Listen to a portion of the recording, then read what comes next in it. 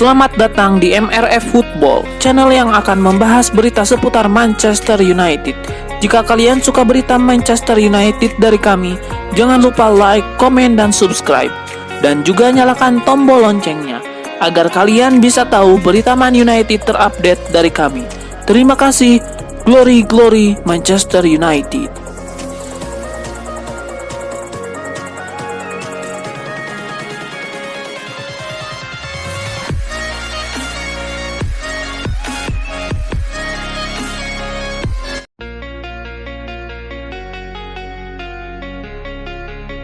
Chris Sutton baru-baru ini membuat prediksi terkait laga West Ham United versus Manchester United. Ia menilai setan merah bakal tumbang di laga ini. Chris Sutton menilai kebutuhan rumah yang akan keluar sebagai pemenang di laga ini. Menurut Chris Sutton, MU tidak akan parkir bus melawan West Ham. Dengan situasi West Ham yang lagi on fire, mereka bakal dibuat kesulitan di laga ini. Chris Sutton mengaku tidak suka melihat penampilan parkir bus MU melawan Liverpool. Ia menilai meski menahan imbang The Reds, ia menilai hasil itu tidak bisa dibanggakan.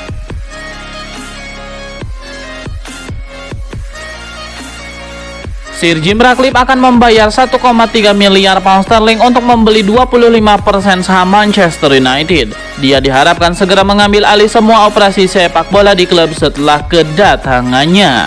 Menurut The Times, pengambil alihan sebagian Man United oleh Ratcliffe memasuki negosiasi akhir pada hari Kamis 21 Desember 2023 malam waktu setempat.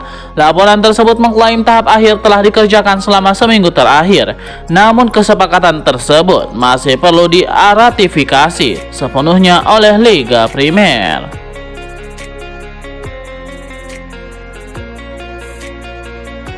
Erik ten Hag dikabarkan ingin mempertahankan jasa duo Manchester United, Rafael Varane dan Casemiro. Rafael Varane dan Casemiro juga telah dikaitkan dengan pintu keluar karena keduanya berusia di atas 30 tahun dengan gaji besar dengan menghabiskan waktu di luar tim. Meskipun Rafael Varane baru-baru ini kembali menampilkan mengesankan dalam hasil imbang tanpa gol di Liverpool, Casemiro harus absen karena cedera dan opsi lain telah muncul di ruang mesin. Menurut ESPN, Erik ten Hag tetap berpendapat bahwa pasangan tersebut masih bisa menjadi aset berharga bagi skuad selama paruh 2 kampanye. Laporan tersebut menunjukkan bahwa ten Hag hanya dapat mempertimbangkan kembali pendiriannya jika salah satu pemain menyatakan keinginannya untuk mengambil tantangan baru di tempat lain.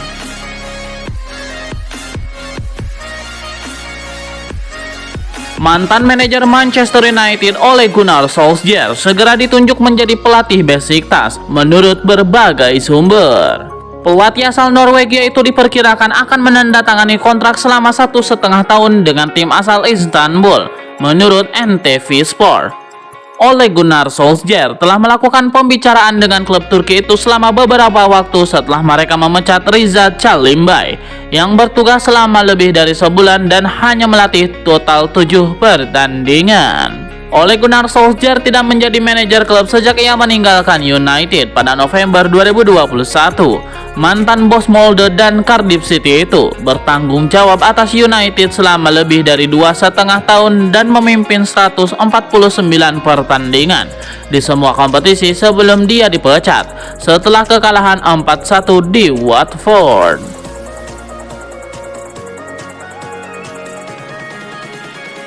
Manchester United memang lagi seret kemenangan, namun hasil imbang di markas Liverpool bikin setan merah percaya diri menatap periode padat Natal tahun baru.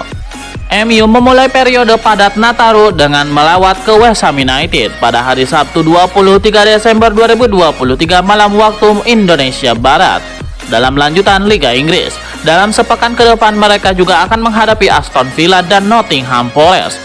Periode padat ini menentang, tapi juga memberikan kesempatan besar buat MU yang sedang kesulitan. Dalam 12 pertandingan terakhir, mereka cuma 4 kali menang dan menelan 6 kekalahan. Manajer MU Erik ten Hag menyebut para pemainnya dalam kondisi mental bagus. Performa melawan Liverpool saat berhasil menahan imbang sama memuncak klasemen di Anfield memberikan suntikan moral besar. Ia kini siap menuntut hasil lebih dari skuadnya demi memperbaiki posisi di papan klasemen. MU saat ini tercatat di posisi ke-7 dengan 28 poin, tertinggal 6 poin dari Manchester City di posisi keempat.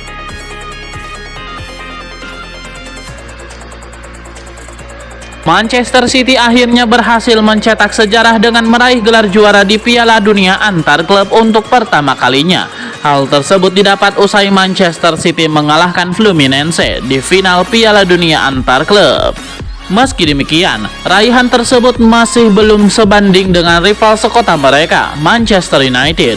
Dikutip dari sportbible.com, Man United sudah pernah meraih trofi tersebut selama 2 kali. Manchester United pernah mengangkat trofi Piala Dunia antar klub pada musim 2008-2009, di mana catatan tersebut sebenarnya jadi kali pertama bagi Manchester United mengangkat trofi Piala Dunia antar klub.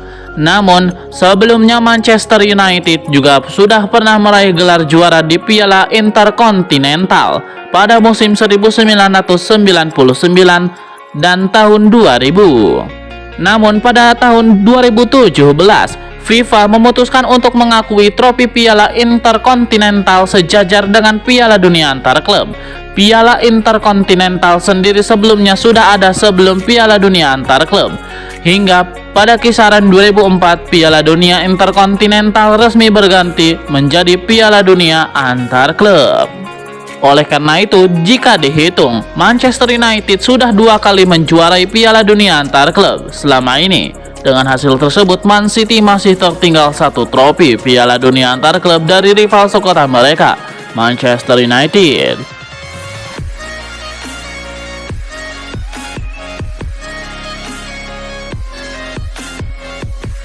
Manajer Manchester United Erik ten Hag membeberkan kondisi timnya jelang menghadapi West Ham United. Ia memastikan Christian Eriksen bisa bermain di laga ini.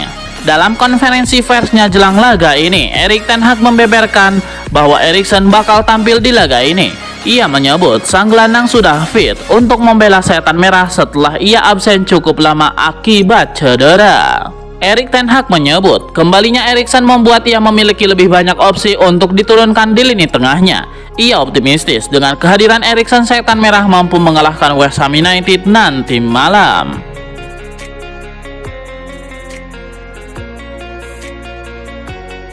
Pelatih Manchester United Erik ten Hag mengisyaratkan bahwa timnya akan fasih di bursa transfer musim dingin 2024 karena beberapa pemain penting mereka bakal pulih dari cedera pada Januari mendatang.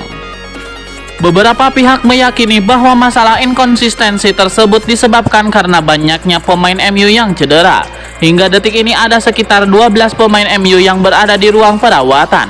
Kondisi ini membuat penggemar MU khawatir. Mereka diketahui terus mendesak pihak klub agar melakukan belanja besar-besaran pada bursa transfer Januari 2024. Namun keinginan tersebut tampaknya tidak akan terwujud. Pasalnya Erik ten Hag telah menyampaikan bahwa di Januari mendatang akan ada banyak anak asuhnya yang pulih dari cedera. 2 di antaranya adalah Lisandro Martinez dan Casemiro. Oleh sebab itu, juru taktik asal Belanda itu mengisyaratkan bahwa MU tidak akan terburu-buru memberikan pemain baru pada bursa transfer mendatang. Erik ten Hag juga menyatakan bahwa kedalaman Man United sangat bagus ketika seluruh pemain fit.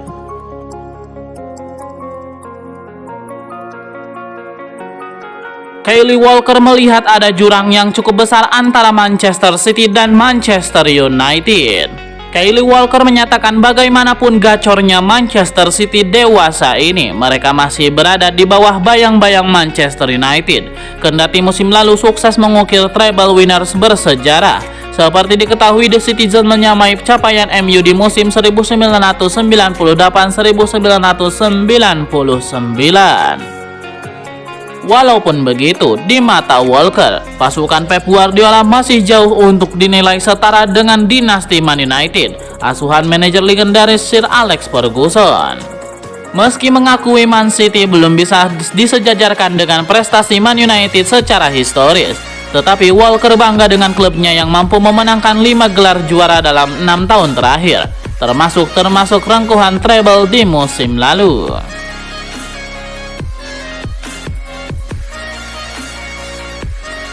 The Athletic mengungkapkan sejumlah anomali dalam menjalankan MU dalam beberapa tahun terakhir, namun kesepakatan Anthony adalah yang paling menonjol. Di bawah manajemen Ole Gunnar Solskjaer, Setan Merah telah memantau Anthony secara komprehensif. Setan Merah menganggap pemain Brazil terdesit itu sebagai salah satu pemain yang membutuhkan banyak pengembangan. Karena itu, Anthony dihargai senilai 25 juta pound sterling. Man United siap membayar jumlah tersebut jika mereka ingin mengontraknya. Lebih dari setahun kemudian, Ten Hag ditunjuk sebagai manajer tim. Juru strategi asal Belanda itu meminta klub merekrut Anthony. Man United dengan tegas memberitahu Ajax bahwa mereka tidak siap membayar lebih dari 60 juta pound sterling untuk pemain sayap berusia 23 tahun itu. Ketika jendela transfer hampir ditutup, juara Liga Inggris itu panik karena kurangnya kekuatan menyerang. MU setuju untuk mengontrak Anthony dengan harga 82 juta pound sterling, ditambah 4 juta pound sterling sebagai bonus. Jumlah itu dibayar hanya beberapa minggu setelah menolak membayar lebih dari 60 juta pound sterling.